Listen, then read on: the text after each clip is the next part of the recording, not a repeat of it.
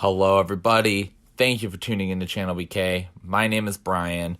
Top 50 albums of the year. I am super excited. I was kind of nervous this year with albums, but I think what we got was stellar, super exciting, and I just can't wait to get into it. So, before I have one honorable mention, it's Who Cares by Rex Orange County. I know everything just came out about him and the charges being dropped, but I'll be honest, just in terms of the list already being done, but also just letting that simmer a little bit. I still feel like, again, this is a good opportunity to be like, I think it's a great album still, but it's just an honorable mention, and we're just going to leave it at that. So let's get into it. At number 50, we got Big Time, the country album from Angel Olsen, switching it up a bit here. At 49, we got the return of Joey Badass with 2000. At 48, we got Ugly Season, Perfume Genius. And at 47, we got Death Fame by Quelle Chris. 46, we got great indie pop rock Emotional Creature by Beach Bunny.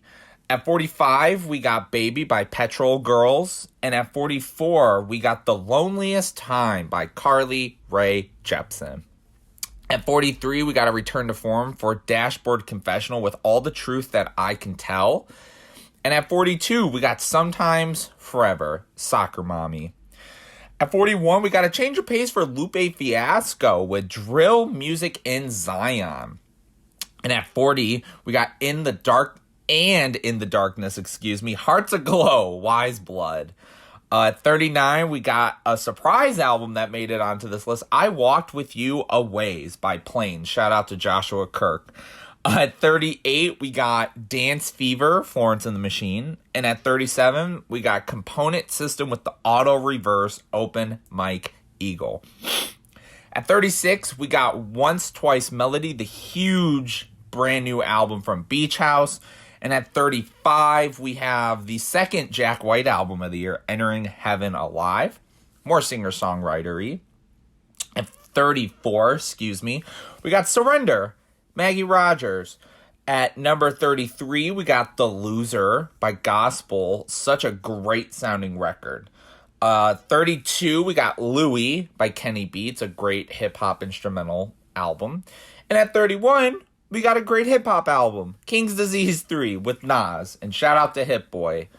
At 30, we got indie pop rock outfit Mount Joy with Orange Blood. And at 29, we got God Don't Make Mistakes, Conway the Machine. And number 28, we got Whatever the Weather with Whatever the Weather. It's a nice little electronic project, I think. If you haven't listened to it, I would say definitely go check it out. It's very nice and soothing and has a lot of cool stuff going on.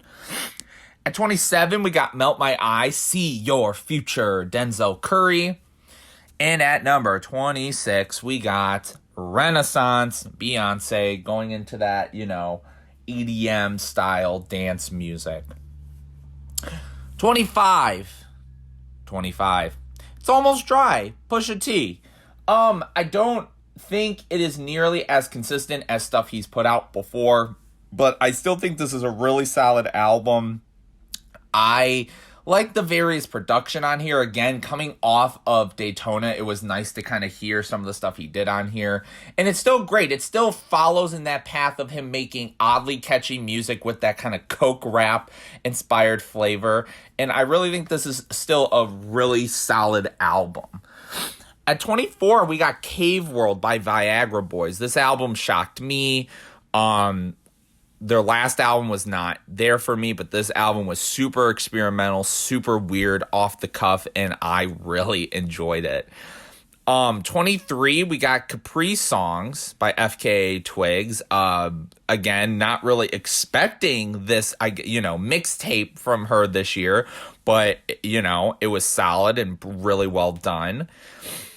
At number 22, we got Palaces by Flume. Palaces, again, is Flume going into that little more mainstream direction, but that is just what he does. But I think there is enough of that experimentalness on here that makes the album shine very well. At number 21, we got Sick, Earl Sweatshirt. This is like a early year album. It is very much straight to the point, as some rap songs. I do think it kind of lacks a little bit towards the end a little bit, but I still think this album is fantastic, and the beats he goes over is great. And Earl sounds there's more of a fun flow to him, and there's a little bit more relaxing to his songs this time. Number 20, we got Trouble the Water, Show Me the Body. Their most, honestly, eclectic effort. I feel like they go into some interesting directions on here, and I think it mostly works out. And then they're just normal Show Me the Body songs are intense, and some of the most visceral moments on here. It's awesome. At number 19, we got You Belong There, Daniel Rawson. Sorry, I'm not a huge Grizzly Bear fan. But this album was really well done. I was thoroughly enjoying this record. This was kind of one of those ones that I just went to listen to just because I was hearing good things about it. And I came out of it being like, this is really solid. I liked it. At number 18, we got Dragon, New, Warm Mountain, I Believe in You, Big Thief. Holy shit, this album is humongous. But it's really good. It's really good. Big Thief, their last couple projects I really enjoyed, and this one being as big as it is, I felt it was a little long, but, I think it was definitely very diverse enough to where I just didn't care about it sometimes. And yeah, very well done.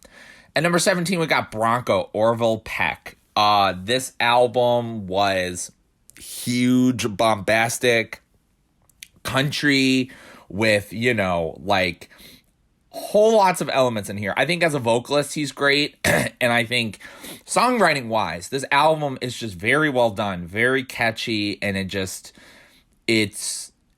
it was an album that I was interested in because Orville Peck is definitely one of those guys where over the past couple years I've been semi-interested in him, even though I don't like that kind of music.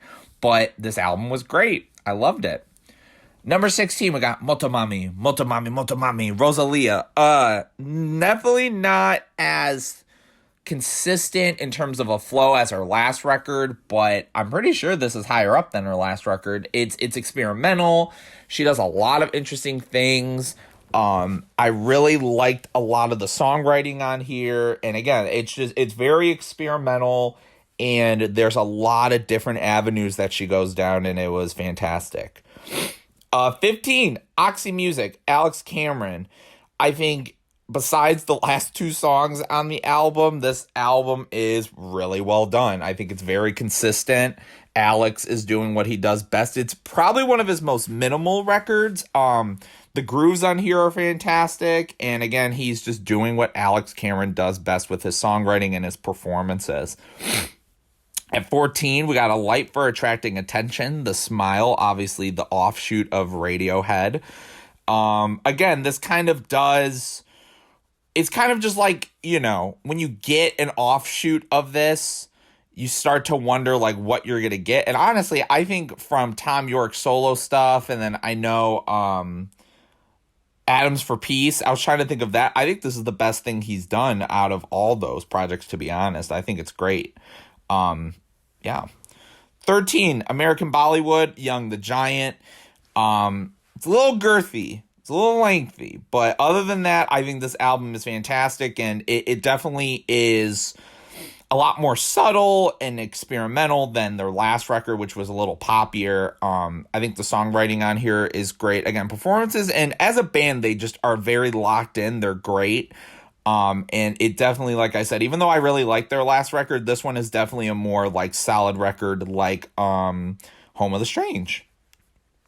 At 12, Being Funny in a Foreign Language, the 1975. This is their most consistent record to me. It's the most well put together. It's the most streamlined. It's the most focused. They sound fantastic on here.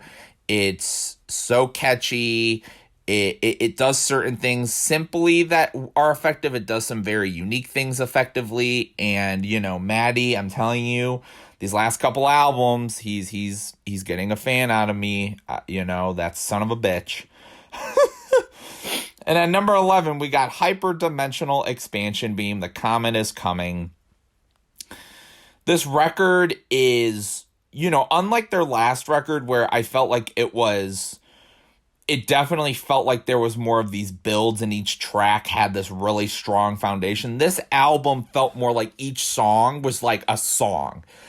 And I know that's weird, but it didn't feel like jazz fusion. It was definitely like Code, for example. Like, that doesn't feel like like listening to a jazz song and it kind of has all these places it takes you. It's just straight up in your face. And I think it's done very well. This is how the majority of this album is. And I think it's done very well. And it's the sounds on here are just weird and atmospheric. And I really, really enjoyed it. But you know what? We're in the top 10 albums. It's exciting. I'm very happy with these top 10 albums, and I hope you are too. Because at number 10, well, you don't have to be. We got Impera by Ghost.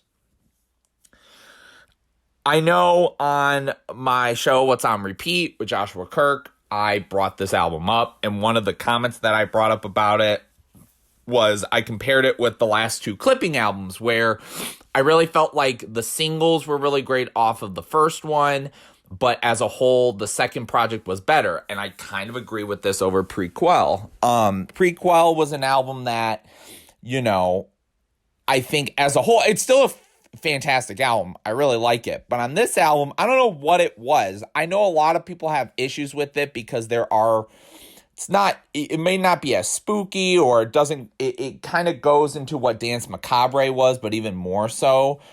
But I think this is still Ghost being really good, I still think it sounds fantastic. I'm interested to see, we'll see if they're going to go even further with that after this album. But honestly, I still think it sounds fantastic. And I think songwriting wise and vocally, they just are still killing it, and they're doing different things. And you know what? It works for me.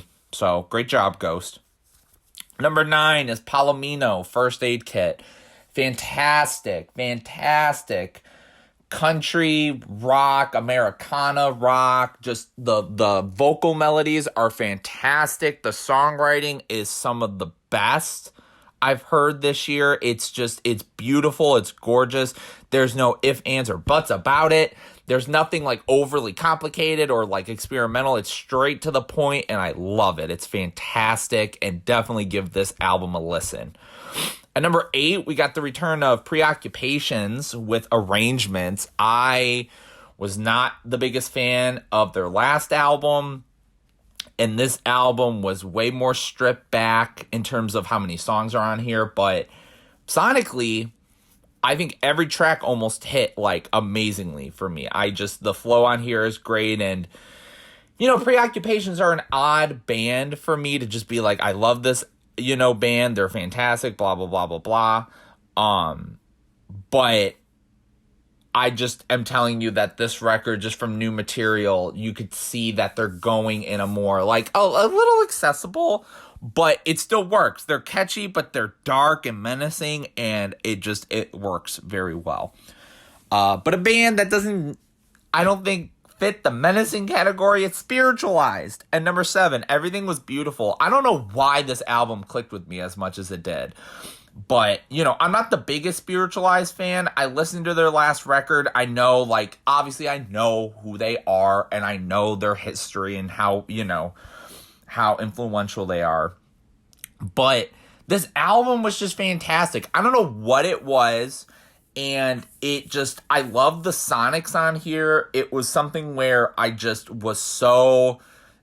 remember this album a lot more than their last record. I was more engaged, and I was shocked, and it was so fun to me to see how everyone was kind of going crazy over this record, because I just, came into it by myself being Spiritualized, that, I know them, they're fine to me, but this record is great, and if you haven't, I'd say you should definitely check this album out. Number 6, Cheat Codes. Danger Mouse and Black Thought. Black Thought kills it. Danger Mouse kills it. This is one of my favorite hip hop albums of the year. It's experimental, it's hard hitting, it's lush, it's beautiful, it's dark, it's everything you'd want from a record, and I love it. Love it so much. At number 5, we have Ants from Up There, Black Country New Road. This album was so much more than their last record, and I was super excited because, like, with Black Midi, it was the same way. Even though I didn't like that first Black Midi album, and I liked the first Black Country New Road album, and this album is bigger. There's so many more layers to it, and I just couldn't get enough of it. It's fantastic, and I am up there with everyone saying how fantastic of a record that is. Awesome. Number 4, The Unraveling of Pup the Band by Pup. I was shocked that I liked this album as much as I did, given the kind of the 808s and like the electronic stuff on here and whatnot. But honestly, I actually think the album works. I think at first I felt like it was a little overproduced, but the more I listen to it and how the flow of the album is and the, kind of the loose concept and whatnot, I still think it's Pup doing what Pup does best, but doing it in a different way. And I think it works. I think it works very, very well. Excuse me. Sorry. But yeah, it's Pup doing what they do best. They add a little bit of a concept, and the sonics are a little different, and I think they mostly pull it off. It's still fantastic. Number 3, going back to Black Country New Road, Hellfire, Black Midi. They take the lushness of their last album with the intensity of their first, and my, oh my, this album was pretty freaking awesome. Pretty freaking awesome. I just want to see them both on tour together. I know they did recently, which makes me mad because they didn't come here. But this album is in your face. It also has those slow building moments. I think it's, their last record I love so much, and it was so nice to hear a lot of that on here with the sonics, and it was great. And, I'm excited to see where Black Midi goes next because, we got kind of one of each album, and then we got this one, so we'll see what's next. Number 2, Ethiopes, Billy Woods. Billy Woods is one of the most fascinating rappers. I'll either like an album, or I'll be like, this is okay, or I'll love it, or I'll say this is not for me. The last Arm & Hammer record with Alchemist was great. His second album he came out with this year, I did not like. This album, production-wise, is 100%. His rapping-wise, 100%. I don't think there's a skippable track on here. From the opening, those just menacing pianos, and just how layered each of these tracks are, it is freaking amazing. And it was just one of those, like, every time Billy Woods puts out something, I'm always excited, even if I don't like it, because I think he's such an interesting guy. And as a rapper and, everything that's going on. And I try to listen to everything he does. So when this album came out, I was like, okay, cool, bet, let's go. I was blown away. Absolutely blown away. This album is like near perfection. And it's my rap album of the year, clearly. Because at number 1, it is not a rap album.